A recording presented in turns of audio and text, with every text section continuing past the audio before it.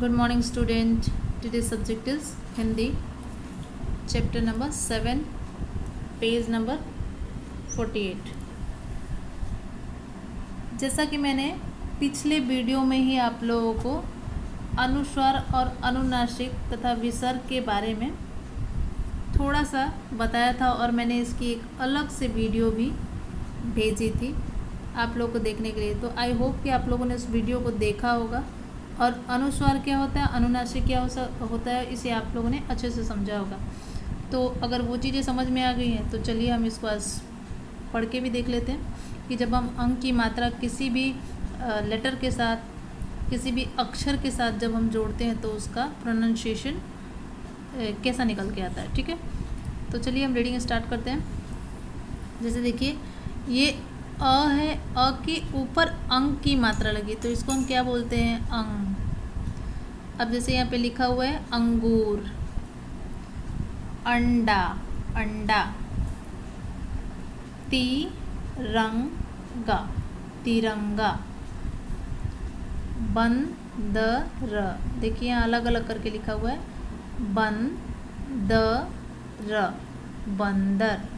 अब उसी तरीके से यहाँ पे कुछ लेटर्स यानी कुछ अक्षर लिखे हुए हैं जिन पे अंक की मात्रा लगी हुई है। तो जब हम किसी भी अक्षर पे अंक की मात्रा लगाते हैं तो उसका प्रोनाउंसिएशन, उसका उच्चारण कैसा होता है, ये हम इसको पढ़ के देखते हैं। जैसे अ पे लगा तो अंग, क पे लगा तो कंग, च पे लगा तो चंग, ड पे लगा तो डंग, त पे लगा तो तंग, प पे लगा तो पंग, स पे लगा तो शंग।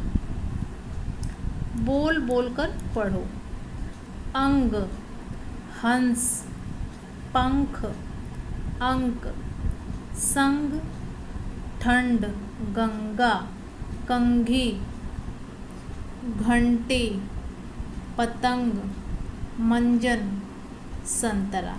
इसी तरीके से आपको भी, जैसे मैंने अभी पढ़ा है, आपको मेरे साथ भी इसको रिपीट करना है और मेरे बाद भी इसको जितनी बार हो सके इसको आप बोल बोल के प्रैक्टिस करिए ताकि आपको अच्छे से अंक की मात्रा लगाकर पढ़ना आ जाए। शरारती बंदर। एक जंगल था, जंगल में कई बंदर रहते थे। कई यानी एक नहीं, बहुत सारे बंदर रहते थे। पास ही एक मंदिर था, पास में एक मंदिर था। मंदिर में शंख बजता था तो बंदर आ जाते। बंदर शरारती थे, वे सबको तंग करते थे। पंडित जी ने डंडा उठाया, बंदर डरकर भाग गए।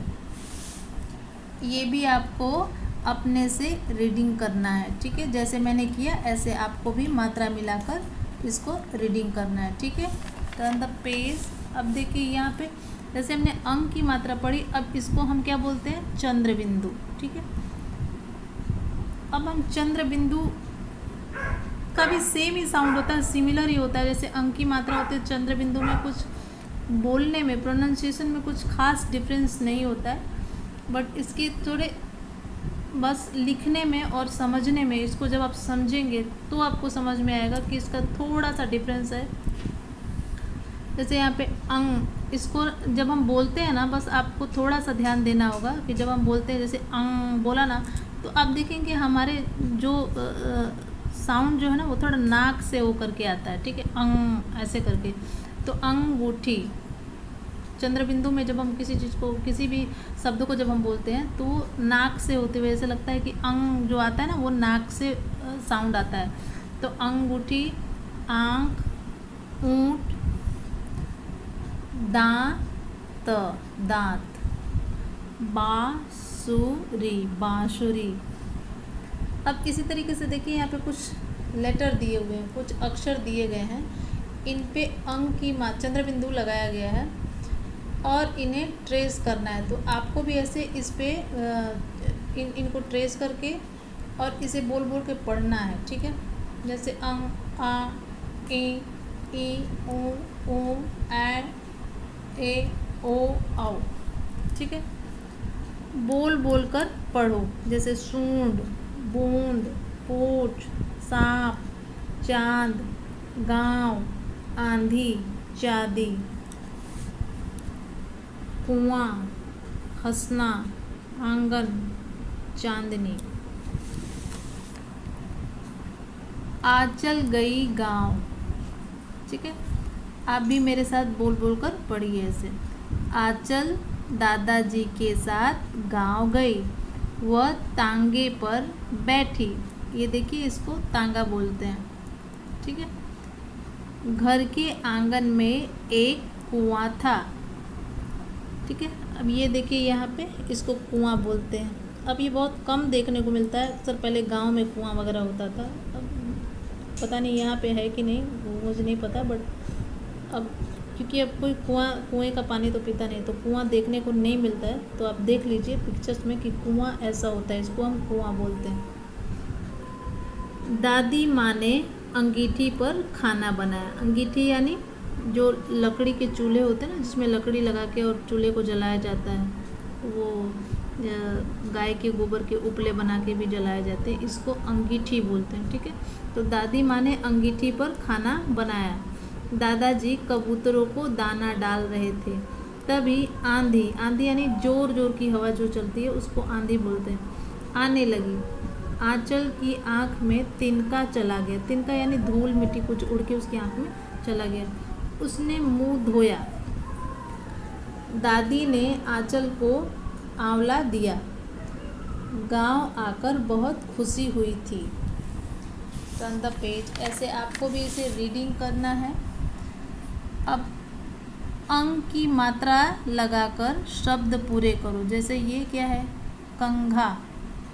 ठीक है, यहाँ पे अंग की मात्रा लगानी है, चंद्र बिंदु नहीं लगाना है। ये जिस बच्चे की बुक है उसने थोड़ा रॉन्ग किया है, तो ये आपको चंद्र जो बना हुआ है, ये चंद्र नहीं बनाना है, ओनली बिंदु लगानी है। ठीक है, ये देखिए हर किसी पे चंद्र बिंदु लगा हुआ है, तो आपको ऐसे नहीं करना है, सिर्फ बिंदु बनानी है, क्योंकि यहाँ पे सिर्फ अंग की मात्रा, देखिए अंग की मात्रा लगाने के लिए बोला गया है। तो ये यहाँ पे आपको सिर्फ ऐसे अंग की मात्रा लगानी है, ये चंद्र नहीं बनाना। ठीक है, अंडा,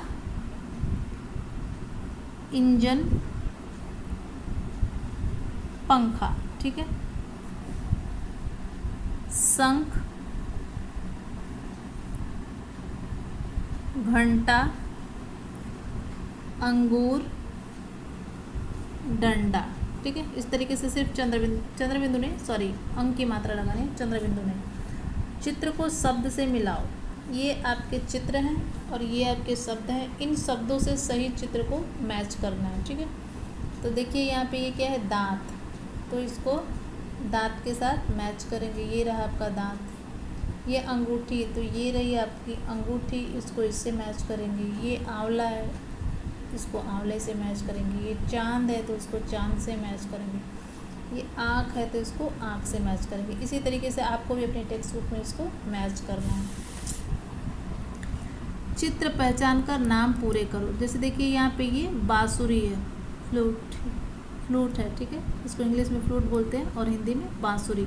तो यहाँ पे देखिए बाँ जो है वो रेड कलर से लिखा हुआ है, क्योंकि ये वर्ड यहाँ पे इसमें सुरी में जोड़ा गया है। ठीक है, इसी तरीके से आपको भी ये जो पिक्चर्स दिए गए हैं उनके आगे कुछ अक्षर नहीं होंगे जिनको आपको उसमें जोड़ के उस वर्ड को कंप्लीट करना है। तो जैसे देखिए ये रहा, ये अंगीठी है, तो अंग, इसमें अंग आपको जोड़ना है, गीठी यहाँ पे लिखा हुआ है। इस तरीके से आपको अपने बुक्स में करना है। फिर यहाँ पे ये तांगा है, तो इसमें तंग नहीं है, तो इसमें तांग गा लिखा हुआ है, आपको तांग सिर्फ जोड़ना है, तांगा। फिर ये कुआं है, तो इसमें कु है, आ नहीं है, तो इस पर आपको आ जोड़ना है, कुआं। ठीक है, और देखिए चित्रों में रंग भरो। यहाँ पे कुछ चित्र दिए गए हैं, इन चित्रों में आपको रंग भरना है। जैसे कि इस चित्र में रंग भरा गया है, तो आप कोई भी रंग इसमें भर सकते हैं। कोई ज़रूरी नहीं है कि जो कलर इसमें किया हुआ वही आप करें, आपको जो अच्छा लगे उस कलर को आप उसमें कलर कर सकते हैं। चूँकि ये ऑरेंज है तो ऑरेंज कलर का ही होता है, बट काइट में आप कोई भी कलर भर सकते हैं। ठीक है, टर्न द पेज। अब ये रही अह की मात्रा।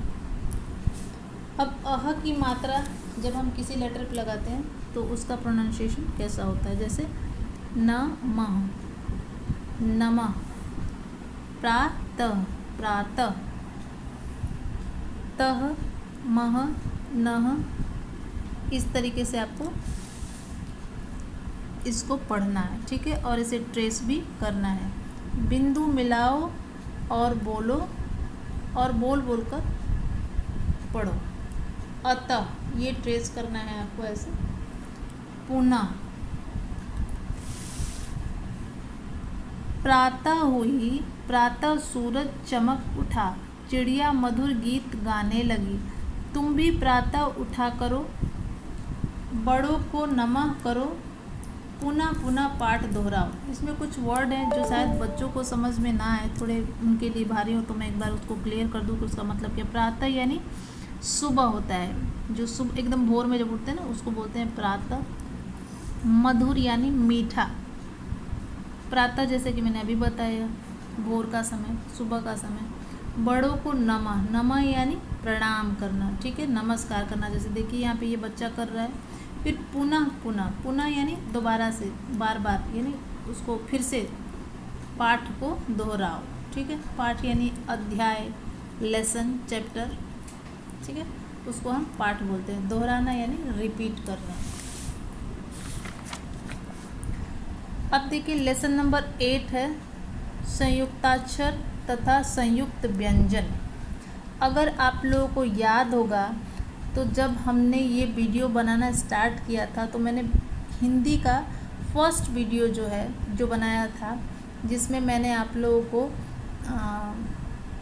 स्वर, व्यंजन, ये सारी चीज़ें बताई थी। उसके बाद मैंने एक और नेक्स्ट वीडियो जब बनाई थी उसमें मैंने ये सारी चीज़ें आप लोगों को क्लियर की थी कि संयुक्ताक्षर और संयुक्त व्यंजन क्या होता है। तो मैं यहाँ पे फिर से उसे रिपीट नहीं करूँगी, क्योंकि वो वीडियो आपके यूट्यूब पे पड़ी होगी या मैंने जो लिंक भेजी है उसमें वे आपके ग्रुप में पड़ी होगी, तो आप उसे फिर से दोबारा देख सकते हैं अगर आप भूल गए हैं तो ये छ, त्र, ज्ञ और स्र ये जो है ये संयुक्त अक्षर में आते हैं।